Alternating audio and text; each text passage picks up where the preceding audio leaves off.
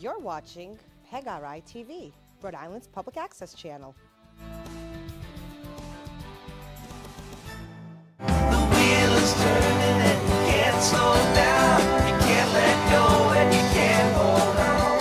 You can't go back.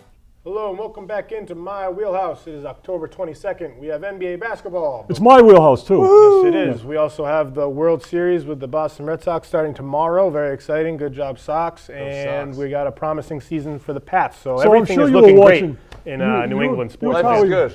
The day that Bradley hit his grand slam, you were probably watching a basketball game, right? Yes, of course. If a basketball game's on, I'm watching it. And what I hear of how that played out is that at the Celtics game, that people started one at a time seeing that JBJ had just hit the grand slam on a cell phone, and that without any announcement or anything on the screen, that it started to swell a little bit at a time until there was a chant of JBJ, JBJ, just off people's cell phones circulating around. I mean, you see it across every sport. You see pictures at the MLB games where they're watching the Jazz on their phone. Then it just connects with everybody in the whole place a little bit at a time. I thought that was really cool. No, that's how it works. And then they show it on the big screen and they go extra crazy. Pretty cool. Yeah, Boston's the only market in the nation that has all four sports teams playing right now at the same time. Yes, it's a great. That's pretty cool. We're feeling very, very thankful and grateful that all of our teams are so great, while a lot of other organizations and cities are ravaged for successful seasons. That's why they hate us. We're spoiled. It's understandable. We're It's very an embarrassment spoiled, of very riches, spoiled. probably. We get to the wheel. We got a lot to talk about. A lot of stuff happened. A lot going on. You will have to put a buzzer on some of these topics so we can keep moving. Well, some of them will be longer. We compounded. All right, so surprising team that you found yourself interested in that you didn't think you would be interested in otherwise. My two teams are the Clippers and the Kings. What do you guys got for teams that you liked watching that you were surprised to enjoy? I got I got four of them, but I'm kind of, and they're not big surprises. But I guess my big surprise would be the Nets. I'm enjoying what Atkinson's doing with that team. I like how he benched Russell and played Dinwiddie and LeVert. I like how LeVert's really servicing, and then I liked how he played Dinwiddie, LeVert, and Russell all together. Yeah, he's creative down the with his stretch. rotation. I think that's really cool. And then I like what's happening with the Bucks with Bud. I really do. I like that he's put Malcolm Brogdon and Bledsoe in the lineup together where they're both playing starters minutes. As a big fan of Bledsoe, that works for me. Of Brogdon. And I'm seeing, Bledsoe. He had 7 assists one game. I haven't watched them play yet, but I'm thinking that team's coming together. He's invigorated. So those would be my two. What teams have you seen that you? Yeah, like? I mentioned something last week about how I thought the two teams that were really going to break out this year were the Bucks and the Nuggets. And those teams have been a lot of fun. A lot of fun. And you were totally right about the Clippers. You mentioned something about you thought they were going to break out. Yes. It just seems like they got all the pieces. They're utilizing all the talent the way they should be. That's what Bradley and Beverly virtually laying an egg so far. So I like... Well, they've got a three-headed monster for scoring. Right. So they've got Gallinari, Tobias Harris, who's definitely going to be an all-star this year. I think he's a real dark horse. Definitely. I hope so. He could be. I think definitely. Well. I was trying to trade with your brother, Dylan, trying to get him, but he doesn't want Tobias. No, I really like their roster. The only player that I'm not enjoying and I don't think really fits that well, but I understand the minutes that he's getting, is Marcin Gortat. I think he's gotten to a point in his NBA career where screen setting is maybe his only strength. But that strength, he can still go 10 and 10. Yes, exactly. That strength is needed, and it does have value in a certain context. And Doc Rivers is proving himself to be a very, very improved coach.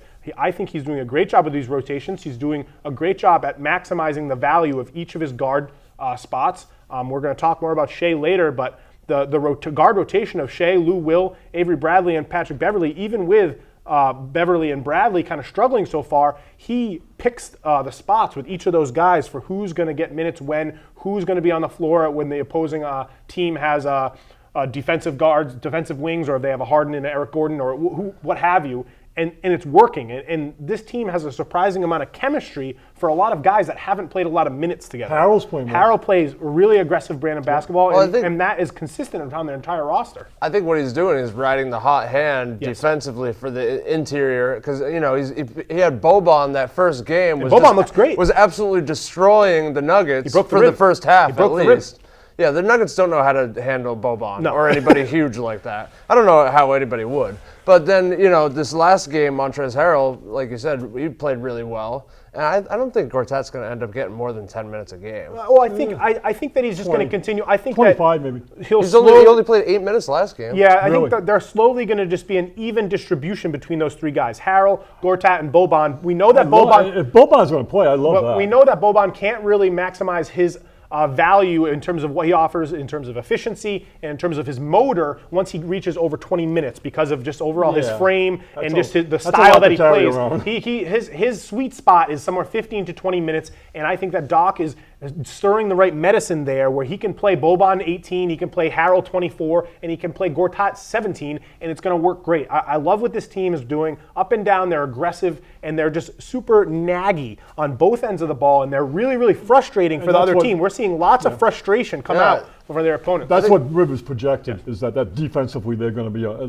getting Mbamute back was huge for them. Because I think to have a good team in that conference, you have to have a good perimeter defense. But they've let us down before in terms of playing well I still don't think that they're a playoff team, but they're an exciting team to watch. My other team was the Sacramento Kings, who I was shocked to see that they were actually very watchable and that they were in every game. They were in every game that they were playing. They played against the Thunder, the Pelicans, and the Utah, 3 playoff teams, and they fought in every single game, even winning and upsetting OKC at home with Russell Westbrook. The Utah game, they were leading in most of that game until things fell down at the end of the game. And when I'm watching this team, it's clear that they have so much, they're abundant with the talent that they have on the floor. Cauley-Stein? And Cauley-Stein's playing very well. Bagley is playing well in spurts. He's getting used. He's getting his feet underneath him, and he'll be okay in the long run. But right now he's struggling, and it's just so unfortunate because this team is the success that they're having, even though they're only 1-2. And they have looked bad in certain areas. The success they're having is in spite of Dave Yeager. And Dave Yeager continues to be the worst coach in the league, and he continues to confuddle this team with his rotations and his ability to do that. Ty Lue is up there, but it's really sad to see, and I'm hoping that, I don't want to hope for an injury or a trade or something, but I hope something happens so that Yeager is forced to be consistent with a rotation, because that would really help this team. He's not doing a thing where it's equal opportunity and whoever rises, because he's inconsistent with that. People have that. Bagley has the best game out of the 4 bigs, and he sits him in the fourth quarter. But when Willie Cauley-Stein's having the best game out of the 4 bigs, he sits. It doesn't make any sense. He's not consistent, and it's unfortunate. But De'Aaron Fox is someone that you should absolutely watch. 2 other teams that probably seem obvious, but Kawhi Leonard fits the Raptors like a glove. Yes. And that team really looks good to me. I like Nurse's story. We'll talk about him and other stuff there. So that team to me was a lot of fun to watch again. Even though it was a Celtics game, I think they're much further along than I expected they would be. And we saw them succeed when Kawhi didn't even play. Right, and then the other one. Oh, go ahead. We'll get to the other ones. I can fit the other one in with something else. We've got lots of things to talk about. Follow through. Busy day. Way to get that spin going. So graceful. Got to stop me sometimes. Wow. Overlooked. Okay, overrated. so overlooked and overrated. So these are just revisit some thoughts that you had on players coming into the season, whether it was predictions or expectations in general. Some players that I've thought, just 2 names that I may have overlooked or just didn't really give enough light, are what I saw from Zach LaVine in Chicago. I was expecting him to just come in and be an inefficient chucker. So this is over or under? This is both. You just preface it before you. So I had Zach LaVine who came in. I was expecting him to be inefficient. I wasn't expecting him to have his explosiveness back. He has both of those things. He scored over 30 in both games. He looks like he's going to be a surefire for over 25 points per game. This Bulls team is going to be bad. But Dunn's not playing. But the Dunn's not playing. So when Dunn does play, it's going to take something away from LaVine, I think. I don't know. I think that'll help. Dunn's coming back tonight. I think Dunn he helps. As far as 25 points a game. He was out because his son was born, and I think there were some complications there.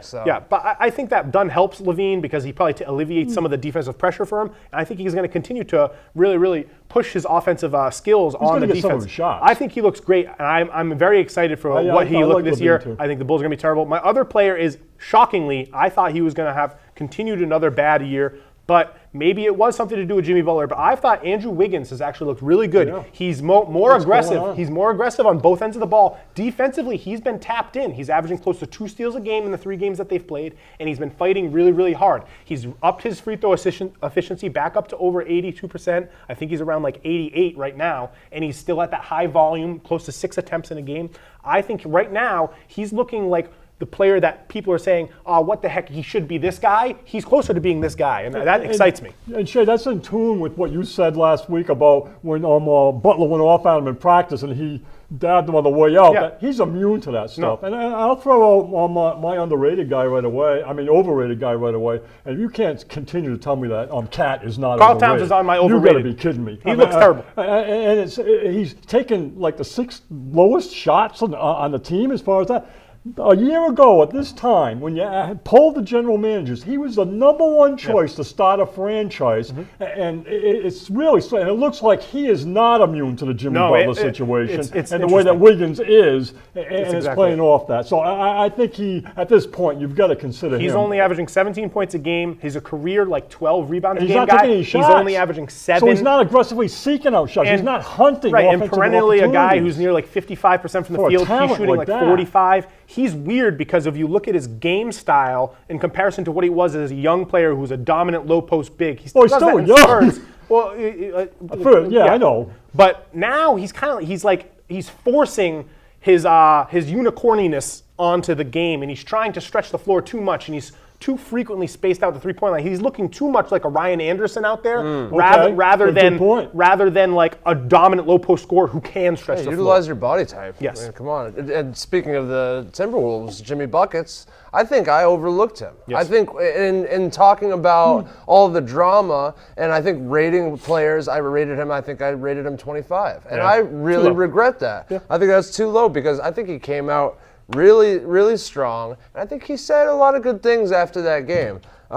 He said, I'm not the best shooter, I'm not the best ball handler in the league, but I will always play hard. And I'll always give our team a chance. And it doesn't matter what team I'm on, I'm going to try my hardest to get the team to win. And that's without almost any preparation time in terms of preseason and all. He just steps on that court and excels. That team is going to be very interesting to follow moving forward with all their pieces in terms of who's performing over their expectations, under their expectations, and all the drama but their only choice is still to trade. No, they got to Butler. trade. Did you see he He went 10 of 12. Yes. 12 for 12 from the line, 33 points, 7 rebounds, 3 assists, 4 steals, 2 blocks. Yes, he was a freak. Oh, That's crazy. He was crazy. That's in like that a game. fantasy And god. that's the only team And that's they were going to booing give him him. a 5-year contract is Minnesota. He's not getting it. He's 30 years old. depending on where he gets Nobody's traded, going to anyway. want to Did be you see paying they him. booed him when they announced it? Yeah, but and then his first hustle play, he said, I knew they were going to cheer for me. What happened? Towns goes to the foul line. Yeah.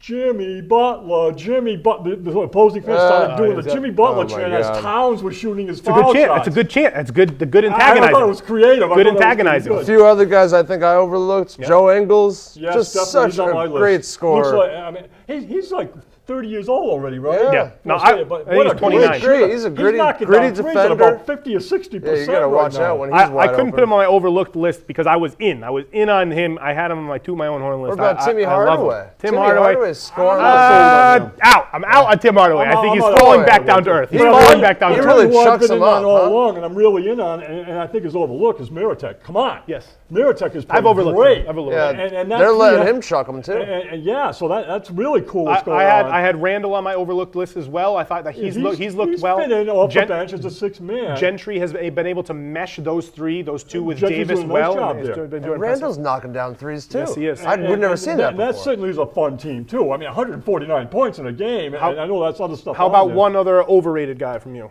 I think I overrated Donovan Mitchell. Okay. Because I thought he was gonna that's a good one. really, That's a good really one. progress. Lower.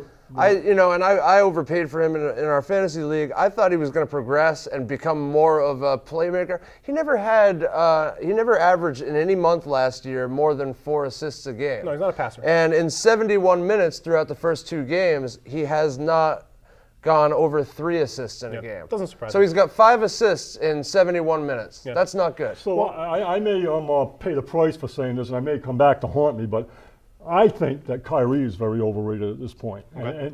Well, I just don't think his contribution offensively has proven to be necessary to that team. And that last year they played without him. This year they can. He sits out the fourth quarter, and Rozier plays in a game they win.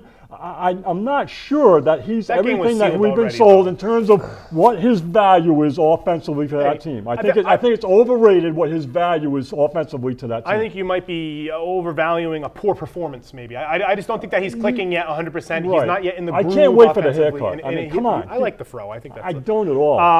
Slowing him down. A couple of my other players that I overrated coming into the season. One player that I was excited for a breakout based off of an opportunity that he was going to have with DeMarcus Cousins out. Jordan Bell has been absolutely absent. He's only played 10 minutes overall in the 3 games, and that shows me that he's not ready for this role, which is really sad because So I thought he had a really interesting ability to affect the game defensively. In terms of like an athletic, like freak type player, and for his just absolute lack of ability to be able to on the floor, that scares me. And my other player that's overrated, I'm going to continue to bang this drum until I'm blue in the face, is Draymond Green. Looks horrible. He looks really, really, really bad. Draymond Green. He is the most. He played one really good. He looks how so many games did he play? inefficient. He played one real strong game. Last game he didn't play that well, but he almost had a triple-double the first Yeah, but game. He had a steal in a game that closed out the game. His decisions Locked are it up. bad. His scoring is miserable. Okay, His it's time for me to watch him again, Shay. I guess we're going to have this battle he's again. averaging 5 turnovers a game, and they're all blunders. And I watch him, and I try to enter every game with an empty slate saying I'm waiting for him to impress me, to prove that he is a top 15 player that everyone else is saying. And every time I watch him, I'm saying, how does people ranking him in the top 50? But Shay, if he goes 14, 10, and 9, you don't think he had a good game. But he's not going 14, 10, and 9. He did go. I think it was the second or third game of the season. One of those 3 games, he was 14, 10, and 7. He's going 5, 9, and 6. That was last game, but I mean, you look at the game before that. I think he was 14, 10, and I say 7. good. Let Tobias Harris take his spot on the All-Star team. Tobias Harris better than Draymond Green. Yes. Oh, how about Jared Jackson? Jaron Jackson, yeah, he's been okay. He's definitely going up. Yeah, I didn't overlook him, but I think that he's we been all all right. overlooked He's been all him. right. All right, big 3. Let's big get this 3. to trivia. All right, let's do trivia real quick. Reminder, trivia first Tuesday of every month down at the Island Tap. All right, trivia. Big 3, schools most represented by NBA players. UCLA. That is number 3. UCLA has Is 17. this in history or right now? Right now. Okay. UCLA has 17 players in the current NBA. Yeah, I would assume Kentucky. Kentucky, number 1, 30 players in the NBA. All right, we're looking for number 2. There's 25. North Carolina. Yeah, nice. No. Okay, Kansas. No. Okay. Louisville. Ooh, I thought you were going to get it. No. One of them is on the Celtics. Duke. Duke. There you go. All right. Duke has 25 players in the NBA. I think Diane guessed it. There are 112 We weren't too different, sharp on that one. There's 112 different colleges represented by NBA players, Yes. so that's pretty interesting. Big 3 of the 5 players in the top 10 in jersey sales last season that never won MVP awards. Jersey sales without an MVP. I like God. it. That's a good one. Go. I don't know. Kyrie. Kyrie is number 5 in jersey sales, and he has never won an MVP. So that counts as one? Yes. Okay. I don't know. Terry was there. No. He I just doesn't don't get any know. jerseys. Perhaps in Boston. Giannis. Giannis is number 4, so tops on the list without an MVP. Brands. Thinks brands. Which players have the strongest brand? International acclaim. Kristaps. Kristaps There is you go. number 7. There you go. Yeah, number 8 was Embiid, and number 10 is Ben Simmons, actually. Rounded out the top 10. And always one more. Big 3 of the 6 players with alliterative names Yes. that ranked in the top 50 in total rebounds last season. Yes. So they had about 450 So what's an rebounds or alliterative name? more. Same letter starts with a first name, last name. Same letter starts with it. Okay. Like, right, you can start. Rebounds. Rebounds. They were top 50 in rebounds. They had the same first and last Last year? letter. Top Last year. 50. Last year. James Johnson.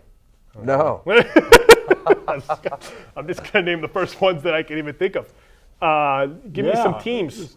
Houston Rockets. Clint Capella. Boom. Nice. Well done. You think you better keep giving teams. Atlanta Hawks. Dwayne Dedman. Oh my God! It's Nice job, firing. Shay. Lakers. Kyle Kuzma. Kyle Kuzma, 483. God. Alfariq Aminu also had 525. Costa Kufas had 472. He's the ugliest player in the league. And Bismack Biombo had 468. Nice. So there's your trivia for the week. All right. Away we go. Keep it going. I like how the pace today. We got pace on the board too. Yeah, that's right. Pacing. We're trying to match the NBA. NBA fights. All right, this is obviously triggered by the Rockets and Triggered, LeBron, that's a good word for it, because Lakers. CP3 was triggered. Opening night for LeBron in LA. There was a very competitive game that was very chippy throughout. It was very entertaining to watch up until maybe, 5 minutes left in the fourth quarter.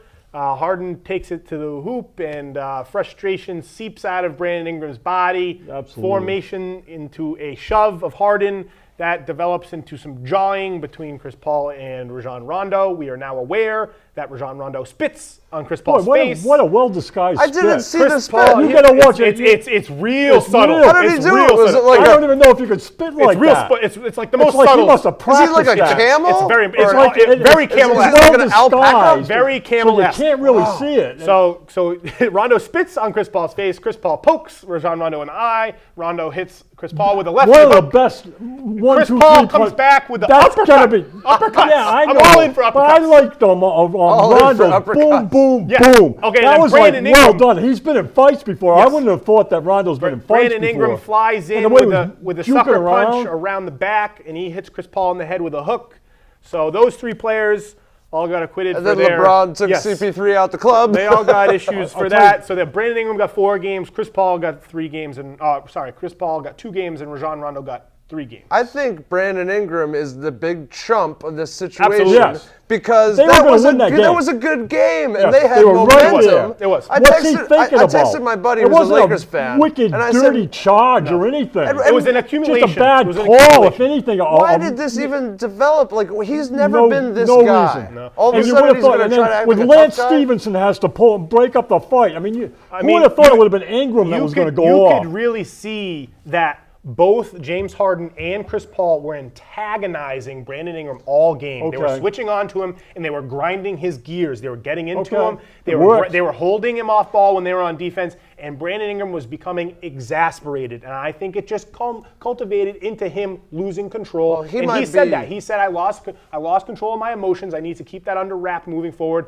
I apologize. And even he said, I was expecting it to be more than 4 games. And Rondo He appears might be on the history. mental midget of the year. Yeah, well, so right there. far. That's terrible. It looked like you got taken advantage of.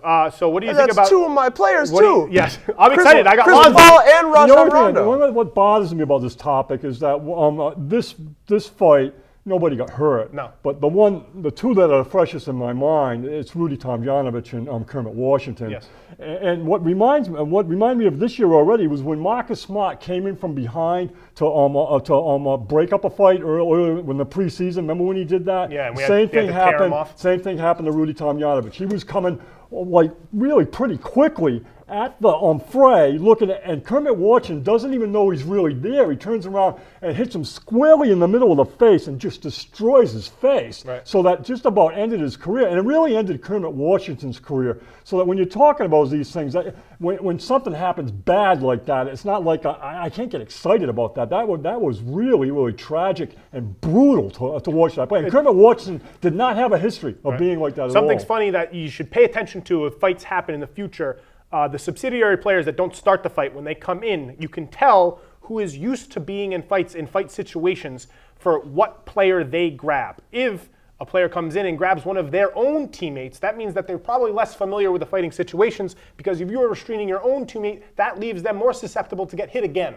So more often than not, a player who is high IQ in terms of handling and Yep. de-escalating fights goes in and grabs the opposing team and removes them from the fight. You saw that with LeBron, and you saw that with even Carmelo and others in this fight, and I thought that was interesting. LeBron was getting a lot of a lot of flack for grabbing Chris Paul, and maybe he was favoring Chris Paul because that was his buddy. But in reality, I think it was a good move to de-escalate the fight because he knew he could calm him down, and that was a better move than. Yeah, you see that in baseball fights too. I mean, Aaron Judge, the Yes. biggest guy on the field, took the opposing Yes. player Yes. out of, like, let's stop this now. So transition. You talked about Kermit. What other fights did you think of when you think of the coolest or most exciting NBA fights in history? What fights come to mind? Jeez, I mean, most exciting, but also worst for the league PR-wise, of course, Yeah. is the Malice at the Palace. Yeah. I don't think any of That's us wild. will ever forget that. Nope. That was something, and I think I was watching that one live, and it was just wild to see. First of all, Ben Wallace pushing a guy. Ben Wallace is one of the biggest guys the NBA has ever seen. Yep.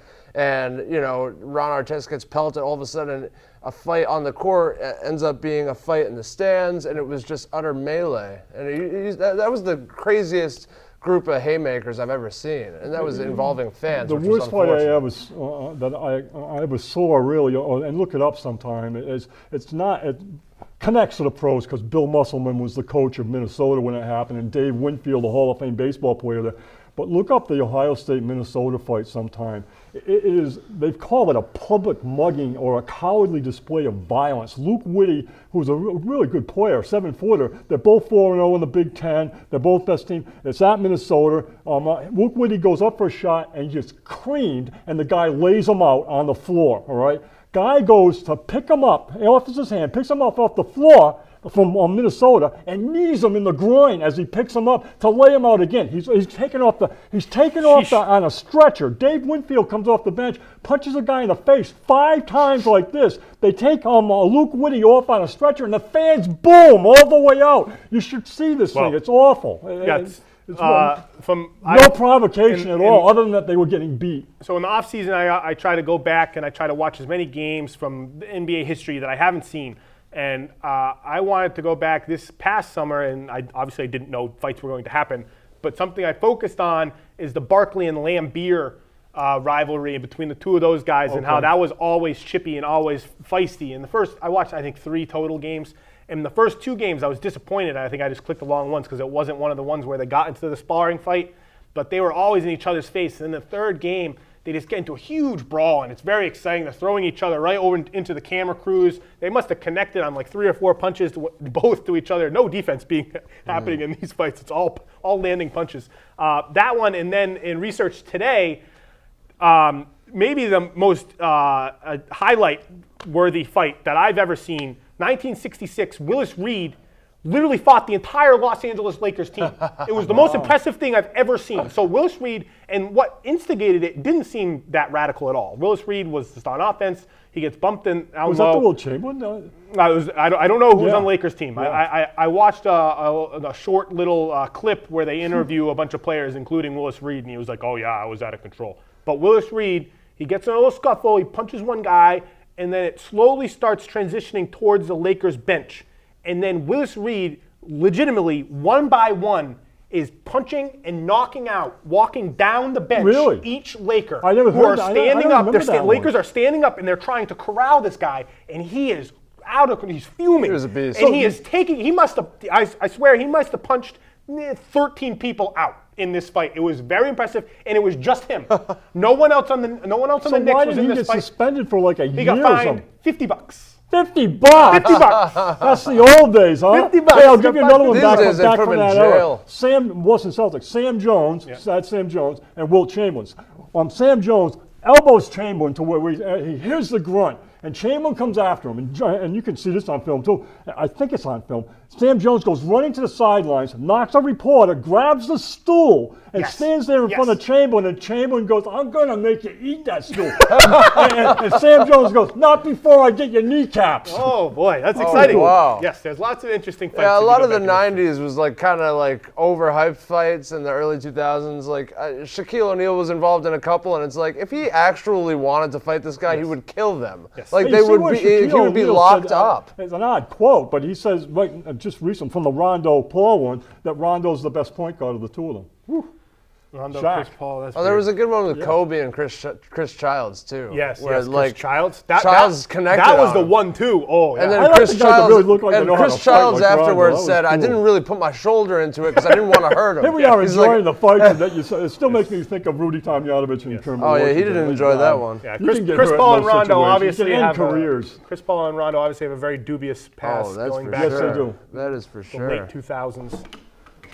But we saw it all come to a cusp in that My game. first respin. Okay, we're gonna play some out, in, and all in. So this basically is like, does it matter? Does it not matter? Is it something or is it nothing? It's out, sell, or out, something. yeah, out, in, or all in. We're just gonna run through a couple different topics, and you guys tell me whether you're out, in, or all in. So, new coaches in their new habitats are 13 and 8. We got Bud Borrego, Lloyd Pierce, Casey, Fizdale, Clifford, Igor Kokoshkov, and Nick Nurse. Are you guys out or in on the performances of new coaches and their new scenarios? You can just pick one and say whether you're out or not. I'm way in. You want me to pick a coaches? It doesn't matter. It can be in general or it can be a specific one. It doesn't matter. As a whole. body, I want it more as a whole. I know all of them. I love what Borrega's doing in Charlotte, what Nurse is doing in Toronto, what Bud's doing in Milwaukee. It's pretty cool, I think. Casey in Detroit and Budenholzer in Milwaukee are probably the two that really stand out to me. It seems like their players are all in, so I'm all in for them. I agree with that. I think the only one that I'm a little bit skeptical of, but that's okay, is Fizdale, because I'm not really sure. I'm not really he's sure. Weird. Yeah, I'm not really sure what he offers yet as a coach. I'm not really sure what his style is. But I'm not out yet. I think he is empowering to a degree the right players. It's a little unusual. He's starting Ntilikina at the 3. He's starting Ntilikina at the 3. You see what he did with Knox? Who's played well. So Knox is not shooting real well, right? No, he's playing very poorly. So he hits a big three-pointer from deep, and there's a timeout from the other team, and Knox comes over the sideline, and he rips him. He's just like, about how he played on the defensive end, but I guess that's his style, and what he's trying to tell him is, that 3 means nothing. It's how you play down the other end. We'll see how he works out. I don't know. Yeah, that team's going to be. I think, and it's something that's interesting that I really enjoy watching the first week or so, and now that we have a week under our belt, is the brand new coaches. So I know, obviously, Bud and Clifford and Dwayne Casey and Fizdale, those are all coaches we've seen before. They're in new situations. Where on the other hand, the James Borrego, the Lloyd Pierce, and the Nick Nurse and the Igor Kokoshkov, these are all brand new head coaches in the league. So I'm always very, very interested. And all 4 of those guys I love in their areas. Really? And I like all their decision making. I think that Igor is doing a great job in terms of the offensive sets that he's putting in terms of Josh Jackson, in terms of Ariza, Devin Booker, and Ayton. All 4 of those guys look really good in terms of what Igor is putting into place. Nurse, I kind of think Toronto is doing it on its own, but he's already had his fingerprints on that offense from last year. Lloyd Pierce is empowering Trae Young into the right amount. They're going to lose a lot of games, but that's okay. And then out of anyone, I was the most unclear out of Borrego, out of the others. I knew Lloyd was a development coach in the Sixers, and he had a lot to do with Embiid's development and other things. I knew of Igor from Slovenia and from working with the Utah Jazz, and Nurse was reflected in terms of what he thought of the game on their last game. Borrego, I knew nothing about, and what I've seen from them in 3 games so far is they're competitive and they have a defensive intensity that I was nervous they might lose after Clifford left. But I really liked what they've done. So I'm all in on the new coaches. Speaking of Phoenix, Devin Booker, 7 assists in each of his first 2 games for Phoenix. But not from the point guard position. So do you think but he has played minutes at the point guard. He has played minutes at the point guard. Okay. Point guard is going to be an arbitrary designation They've chosen not to play on that team. He's going to be with the ball. No team has played 4 games yet, and we are already seeing resting. Are you out or in on resting? God. Chump. So you're out. No, Kawhi. I'm in. Okay, so we got Kawhi. Jimmy was resting after what? 1 game? 2 games? Yes. Jimmy Butler resting? Yes. These guys are both resting on a Saturday, which is one of the key games for nights for ratings. I agree. And these kids, they want to see these faces of the NBA. This is chump. You're I out. don't think Are so you at in? all. I'm Kawhi just sat You're out all the in. whole year. You're all in. He's I'm all all in. in. Mike is all in on resting. You're going to criticize Hayward and Kyrie and Al Horford? These guys. It's part of the plan. It's what Stevens is doing. He's telling us right away that this is a long season. We're going to play 8 games in 13 days. I'm looking to see who's active, who's inactive, and it says in parentheses, precautionary rest. Yes. I'm somewhere in between you two. I'm somewhere in between you two. Look what just happened with the Red Sox. You're all in. You're out. I'm a little in. I think that it's going to happen. And I think play when you're healthy. I think. What if it comes down to 1 game, 1 win or 1 loss at the end of the season? Then they'll be healthy and ready to play. I think that what we're going to see is every player that we have here so far that has been rested has had some type of injury-related issue. Well, Butler hasn't played. Kawhi's coming off an injury. How dramatic each injury is varies depending on the player. But moving forward, where I'll be able to shift more towards Mike or more towards you, Sloan, is whether the players will be continued to rest based off of injury or whether they'll be based, the rest will be based off of just resting to rest them. And I think if they're just based off rest, I'll side more with you. Why? But if they continue, because I do think if a player's healthy, you play them. And I think that these players can handle a minute If load. you got 8 I think games you in just 13 reduce days, the that's minute what load. Brad. I'm surprised. Next one. I'm surprised an old school mentality guy like you is like, yes. Next one. Precautionary I rest. guess, but I'm seeing these guys. I'm not having a problem with it. I see that. Are so I you understand. out, in, or all in on the dramatically increased pace and points per game? Just a couple facts. The pace is at 102.3. That is up 5 possessions from last season. That was at 97. It's the 9th highest pace all time, the highest since 82. Field goal makes are at 41 a game. That's the highest since 1990. Field goal attempts are at 90, which is the highest since 1979. The three-point attempts and three-point makes are obviously the most ever. Turnovers are at the 4th fewest ever. We have the most defensive rebounds ever. We have the most points on average since 1970, and we have the greatest offensive rating ever. How about this one? 35 games through Saturday, all but 6 teams have scored 100 points in the games. Yes. In 35 games through Saturday. I'm in for the new shot clock resetting to 14 instead of 24. I'm totally in for that. I think that is one of the things that's creating more shots and more field goal attempts. I think that Steph Curry changing this game, Yes, he did. as we know it, has really resulted in the rest of what you were talking about. Field goal makes and no offensive rebounds. Really. Offensive rebounds are down. Yeah, they are down big time because I think defense as a whole is down big time, and I think that's I don't like, necessarily agree it's with like that in a couple of different leagues. But I think it's a good product. I think the NBA is embracing it, and I think so are fans. I'll give you a major factor. Got to be in. I'll give you a major factor, and it's the I'm in as well. it's the freedom of movement emphasis by the Yes, referees. I agree.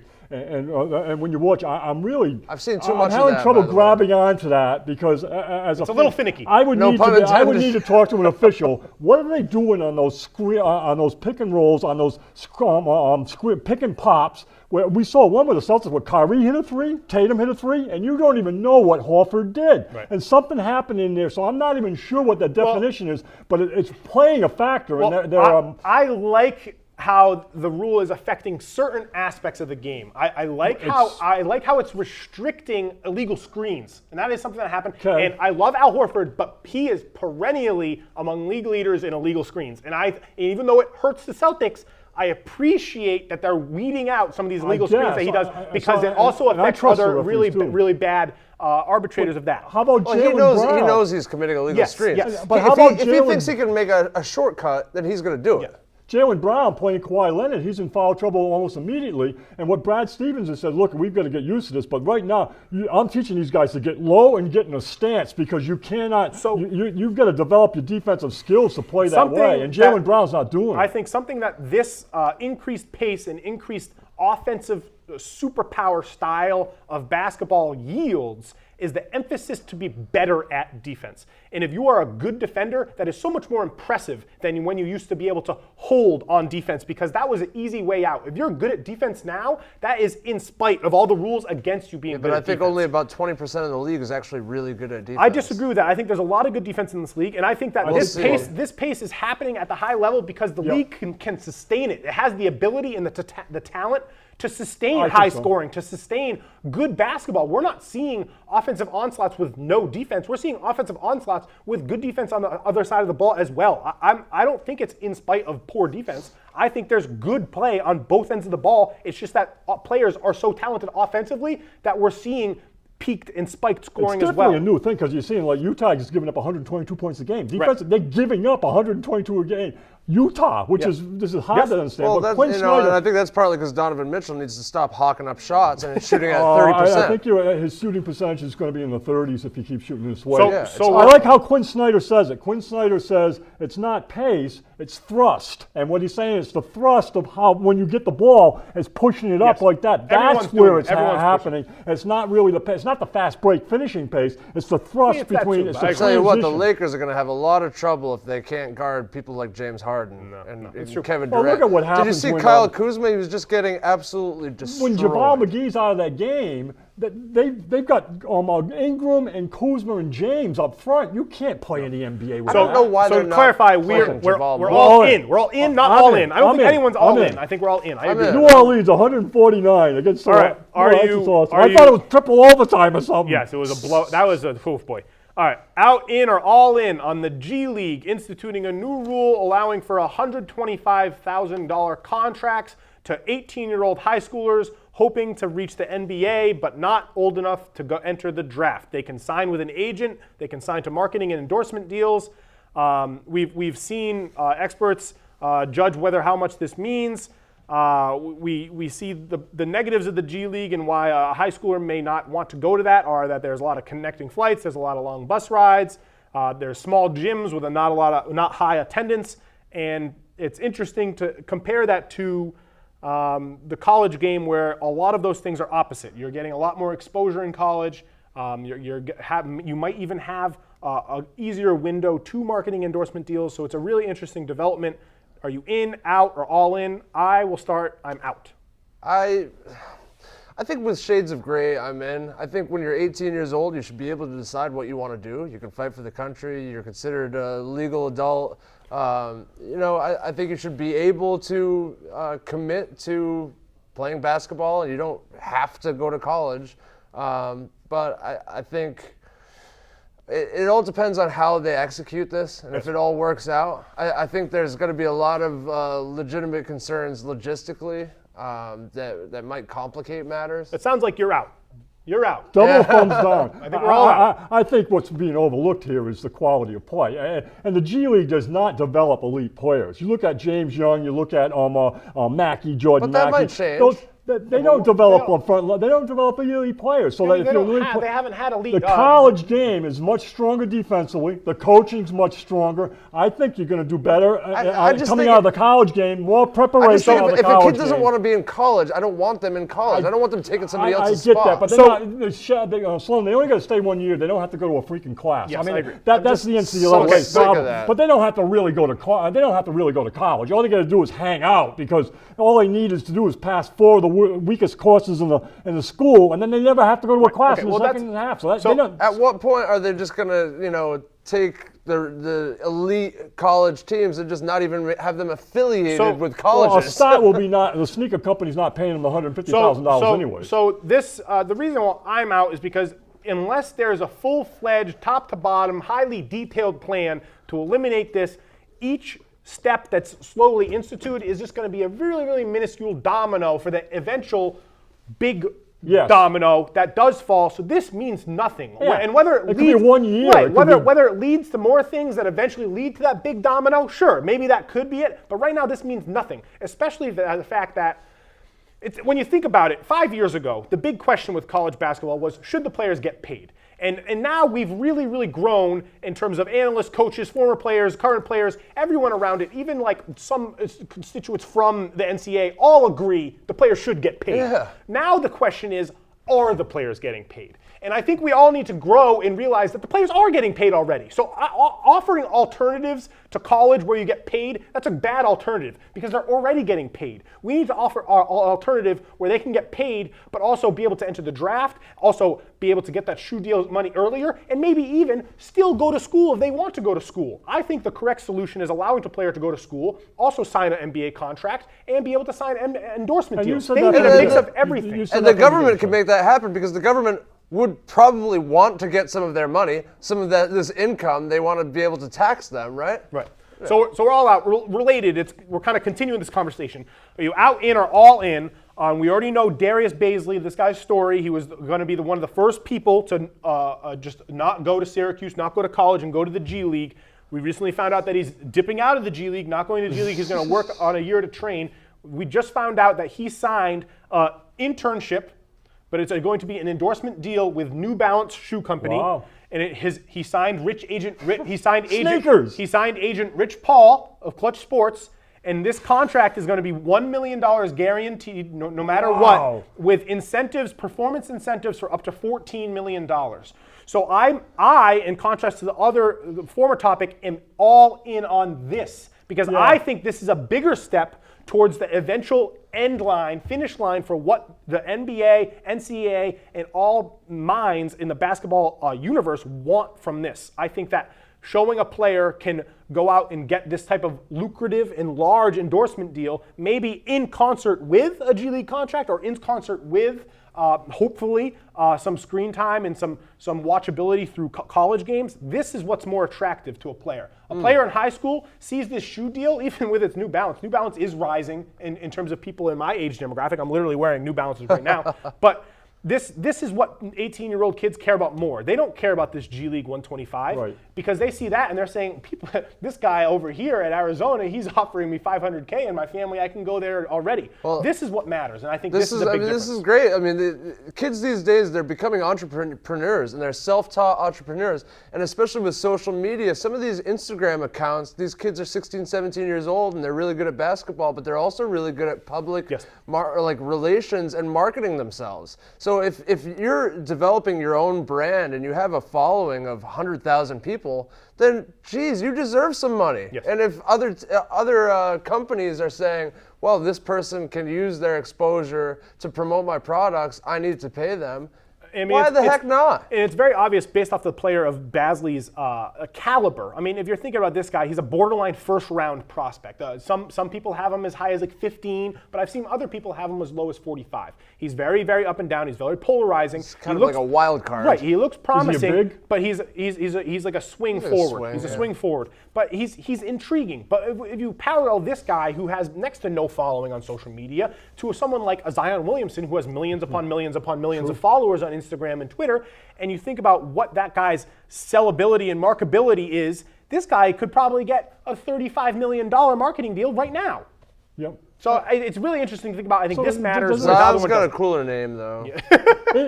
Basley's cool. Isn't it obvious that the NBA just needs to open this up and drop the players out of high school? I mean, come on. I think eventually we're going to find that, and eventually it's going to change. It shouldn't take long. No, it should not take long. All right, let's spin. All right, I like that segment. In or out? We don't have Too bad we don't have In-N-Out burgers here. They could be our sponsor. Wow. They can still sponsor. Shout out In-N-Out. Shout out. All right, the Boston Celtics, we're up and down so far.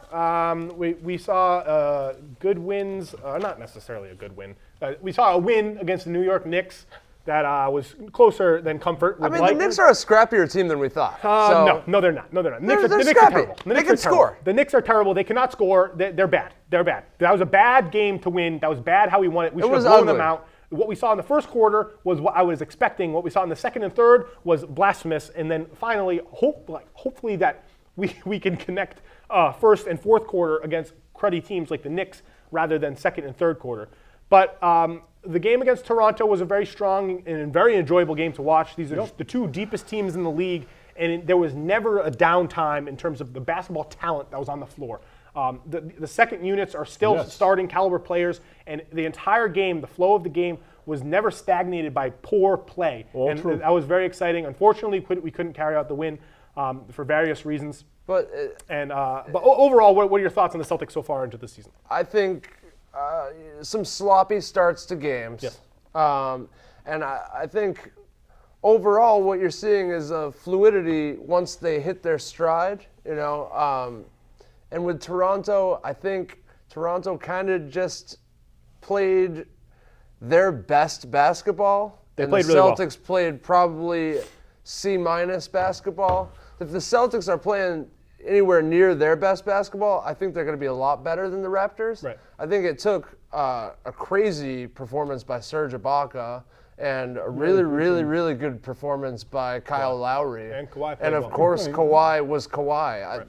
Kawhi is definitely the best player in the East. I think that. But I think the Celtics have the best 10, the best 10 players. Even in our biggest win against Philadelphia on opening night, that still was the B- Celtics. Oh, yeah. So that was sloppy as well. So we haven't seen the start of that game was awful. Right, we haven't even seen a B level. So, I think at parts of that Toronto game we were playing maybe at a B+ level, but we haven't even seen an A level Celtics team. Let's talk about play why. yet. Why we're not seeing that level. I know why. I think I have a good idea why. I think in parts in the first two games it was because we were trying to emphasize Gordon and coercing him into the offense, and I think that's necessary. But you did see some stagnation with that. We saw Jalen be inefficient in all three games in terms of his ability to really force himself onto the game. And I think other than that, we're still learning how to play with one another. The flow is there in spurts, but more often than not, the play breaks down and it turns into an ISO. The play breaks down and it turns into a desperation pick and roll or pick and pop. And a lot of the times we have players that can bail us out of that. Tatum has been awesome. Tatum has been electric. That Knicks game, he was phenomenal. But overall, we're not in the complete flow. Our offense isn't perfectly coalescing in terms of what chemistry we're going to see later on. Even stuff like the Marcus and Al bond, which is something that's usually so tight and so perfect. Even that is a little bit wider of a gap than I was expecting to see early on. So I just think that it's a little bit, I don't know if rust is the right word, but I just don't think that everyone is playing at the A level, and we're trying to accommodate for what the team needs to do when one player is having an off game, who needs to step up, what the rotation needs to be if Kyrie's having a poor shooting game, who needs to play more minutes if Jalen and Jason Tatum get in foul trouble. So it's an interesting balance. I think they're just figuring it out, and I think that's why we haven't seen it yet. I think depth only gets you so much if you don't know what your true identity is at all times. And I think one of the things that we commended the Clippers for is that Doc Rivers has them really embracing each of their roles. And one of the things that we thought could have been an issue for the Celtics team is who's going to be the alpha, who's going to be stepping up at certain points. I think it really worked out well in the playoffs last year and sort of was like a dream scenario, but it's not always guaranteed to be that way. So right now, this team is winning on talent alone, and I think that's Not fine. good. I think that That's they'll okay. win an awful lot of games. Well, early on, they're it's so all right. talented that they're going to win a lot of games on talent alone.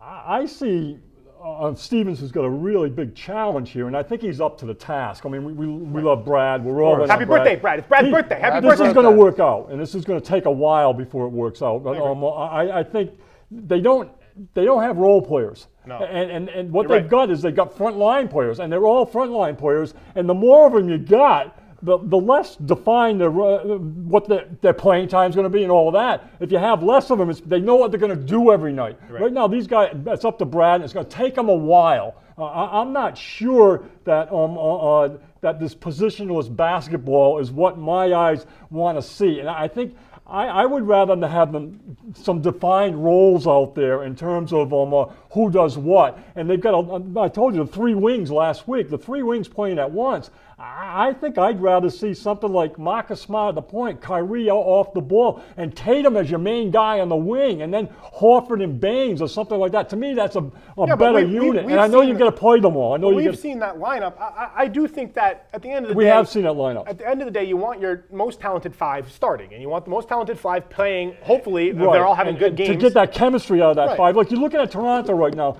they don't necessarily have the best five or whatever, but Each player has a Kawhi role. fits in a way that his role is very on the Celtics. Well, is it?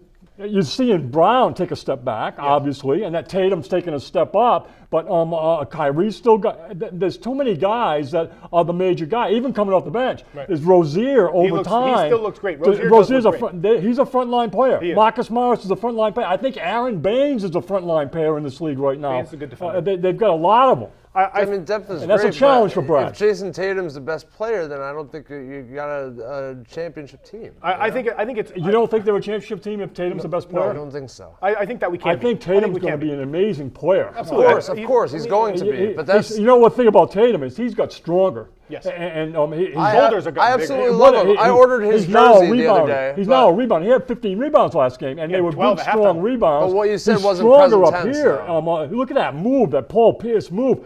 At 6'9", he's making those moves. I think everybody's on board with him being. But you just said future tense. You said I think No, he's I going think to be right a great now player. I think Tatum's there. I Tatum's think there. that we're going to see several nights where Tatum is our best player. We're going to see nights where Kyrie's our best player. And I think later in the season, we're going to see nights where Gordon Hayward is our best player. I think that there will be nights where Jalen's our best player. And that's why it's interesting. And I think that's why right now we don't know what this team is. Right. We don't know. And they're going to keep winning. The way that you framed it, we're saying we don't have any role players is the perfect description for why we've struggled. I mean, we're 2-1 and we put up a good fight against the other best team in the Eastern Conference. But the reason that we're not necessarily clicking on all cylinders is people aren't sure of their roles because of their specific individual development. They want bigger roles than they have because their roles They're doing the best they can, I think. Their individual And Brad talents is too. indicate Incredible talent. and give that they should have a bigger role than they have. But I think that eventually it will work out. I love what I saw from Gordon in the New York Knicks game. I got one question I think for you. Gordon looks great. I think that we're slowly going to see more and more from Gordon. He's going to be more aggressive. He looks like he's more confident, and I like This is for you, Shay. What is it? Will we get a Bob sighting tonight? I need Bob. I think so. Bob has got to I roll. think tonight's Bob's the got night. to roll. Baines is out. Yes. I think you're calling Bo. I think we're going to get a Bo sighting. I think Bo is a perfect player who's willing to be a role player. He's I think willing to tonight's be tonight. a role player. He's Tonight's willing to tonight. be a role player. He's in. Throw him in. tonight. Dollar bet. That he plays? Yes. I have no clue. I'm not going to bet I think he's $1. playing tonight. I Baines hope is he out. plays. I want him to play. I'm going to see Bo. Let's. What have we not talked about? There's one other Tooting. one. Yeah, toot your horn. Toot your horn. Go to toot your horn. All right, toot your horn. Just name some players that you were really right about, that you were hyped over the summer. Huge on your guy, Nikola Jokic. Jokic, yeah. First player to ever get a triple-double with perfect field goal percentage. He was I got a problem with this guy. 11 for 11 with field goal attempts. He got 35 points, 10 assists, 10 rebounds. He also knocked down 10 of 11 free throws. What could your possible problem be with I Nikola think Jokic? it's a very obvious problem. He's the worst defensive center in the league. He might be worse than Carl Anthony Towns. No. Team shoots 67% against him at the rim. Yeah, but Jokic is the just- worst defensive center, and you've got to factor that in. I know I do offensively factor the guy in. is He's- huge. He's great, but he is not a defender. He makes so he's a team overrated so much because he better. doesn't have a It's complete game. What I'm seeing from the Denver Nuggets is that his defensive pitfalls are going to be a problem when it gets deep into playoff runs. But right now, in a regular season player, it's okay that he struggles defensively. His defensive rebounding is an elite skill that alleviates some of his other defensive shortcomings. But this Nuggets team is doing a good job. Formerly a team that He's had the easiest center to score on at the rim in the league. Formerly a team. Carl Anthony Towns. Formerly a team Well, that struggled no, but defensively Jokic top to is bottom. worse. Formerly a team that struggled top to bottom defensively. They're putting in players that are. They got Torrey Craig. They got Monte Morris. They got Paul Millsap. This team is surrounding him, Gary Harris, with elite defensive talent, and it's working. This team is working. Another player. and he's gonna- I'll give you a point. I just, your horn. I just love Embiid.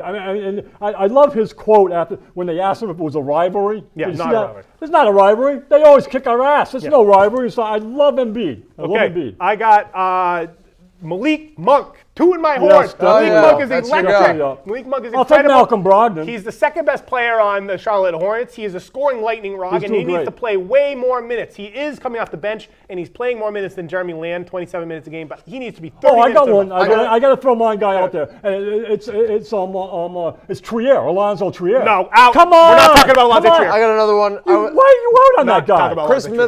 Middleton. Okay, what do you like that of him? Budenholzer's run and gun, three-point oriented offense. I coming. knew was going to open up Chris Middleton's game, and he has knocked down 8 trays in 2 games, He can and he's shoot. shooting What a great 55% shooter. from Him and 3. Joe He looks Ingles. great. They can shoot. To He's my going to be own- an all-star this year. To my own horn, Shea Alonzo Gilgeous. Trier. Shea Gilgeous Alexander looks No, incredible. he's had Yeah. bad games. He's had he one hasn't. bad Are you game. I looking at the high-five box you. score, or are you watching looking the at the game? box score. You should watch High the game. five, Shea. You should I'm- watch the I'm game. with you. He is imposing himself on Good. both ends of the I floor. hope he is. He looks like one of the most efficient rookies that I've ever seen. He's a smart his, guy. His decision making and his IQ on both ends of the floor is remarkable. You need to watch this guy to I believe will. it. I will. I'll stand by it. The statement that I made at the beginning of the season. He's the best guard on And that talk roster. about embracing your role. Yes, He he's said perfect. all the right things in the Yes. post-game interview. He's fantastic. He looked like he'd been in the NBA for To your 5 horn. years. To your horn. How about Hubie Brown getting Hubie Brown! getting a 2-year at 85 years old? He gets a 2-year contract. You do to like- continue broadcasting you like the game. Hubie Brown. I love Hubie Brown. That's it. Yeah, I got a soft spot for one him. more too. from you. One more from me is Tyreek Evans. He's one of my picks good. for 6th man of the year. Indiana's looking I think good. he's going to be what they need from him. I don't Yep. think he's going to get And as some many McDermott minutes fits too. as.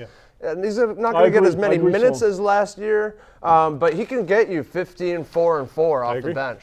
To my horn, Chetty. You're our guy, Yes, Chetty. yes, He looks definitely, incredible. definitely. I got him down. He's one of my guys, He is too. exciting. He was 5 for 15 last game. It's okay. He's a I know. workhorse. He's going to have some. everybody likes They him. want him to shoot. He's averaging 17, 5, and 5. He looks great. I'm Yep. really excited about him. I think that we're going to go move to this. We're going to open a pack of cards to close nice. to close the thing. You've been shopping. I found a store that has a lot of pre-1990 I don't want the gum. basketball cards. I don't. Is there gum in this? It looks I like a don't pack know. of gum. No gum. Okay. Okay, number Good one. luck. Oh, we got a bad first card. We got Jeff Hornacek. That's weak. Jeff Hornacek, weak card. Excellent there foul you go. shooter. There you go. Fantastic Excellent card. foul Oh, shooter. you're great. That's Jeff Hornacek right there. He's almost doing it when he's handling the ball. Great card. Great second card. Patrick Ewing. Patrick Ewing, dominant center. We got Joe Dumars, Never won great it all. shooter, Well, that's a nice two-man swing. Oh, we He got won a it all. good string here. We got Chuck Charles Barkley. He Nice. was a good fighter. Looking good. Look how fit he looks. He looks. And who's George McLeod, Mike? Oh, shooter. Dallas Shooter. Mavericks. Yep. I don't even know who Decent that is. player. Oh, we got Good DJ, player. Dennis Johnson. Oh, great player. Malcolm agree. Brogdon. I think Malcolm Brogdon's a Dennis Johnson. That's not a bad comparison. I really think he Mike is. Brown on the Jazz. That's a nobody. Eric Floyd on Houston. Do you know who that is? That's a nobody. Mike Brown's he's a coach. Cliff Livingston. That seems like a nobody. Is that Sleepy Floyd? Eric Floyd, yeah, Eric Sleepy Floyd from Georgetown. He was a great player. No, he Sleepy stinks. Floyd. But not so much in the pro. That is Sleepy Floyd. That's a pretty bad John nickname. Stockton. He's great. We got Best point guard of all time. Buck Williams. He's all right. Next to Magic Johnson. We got Orlando Woolridge. He was an exciting, go for the bouncy Cougs. player. We got John Paxson. He made a lot of jump shots. Well, it's a pretty good pack. We got Nate McMillan. And then we got Kenny Walker on the New York Knicks. And Oh, that's it. Kenny Walker, the end of all cards. Yes, stuff. A pack a good highlighted pack. by Chuck and Patrick Ewing. We love to see it. It's a good pack. We're going to do games off the camera. I won week one. I won week one. Congratulations. I gotta get that medal. We both had 12 games. I won the tiebreaker with how many points? What is the tiebreaker? Kawhi Leonard. How many points Kawhi Leonard would score? I said won. 27. Yeah, I scored 33 and he What'd you scored get? 31. I'm closer. Oh, man. See you later from my wheelhouse. We're out of here. Go Red Sox! Can't slow